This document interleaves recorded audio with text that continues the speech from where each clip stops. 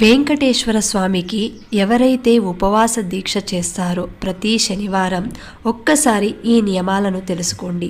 ఎందుకంటే వెంకటేశ్వర స్వామి ఏది కోరినా సరే వరాలిచ్చే వడ్డీ కాసులవాడు. కాబట్టి వ్రతం చేసేవారు శనివారం రోజున తినే ఆహారంలో ఎట్టి పరిస్థితుల్లోనూ నూనె వాడకూడదు. పూర్తిగా నెయ్యితో తయారు చేసిన ఆహార పదార్థాలను మాత్రమే భుజించాలి.